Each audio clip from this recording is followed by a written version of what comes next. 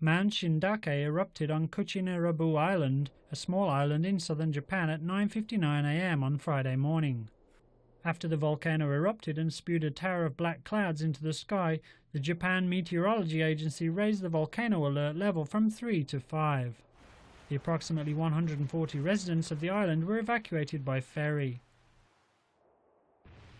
A pyroclastic flow of heated gas and rocks flowed down the side of Mount Shindake following the eruption and made its way down to the ocean.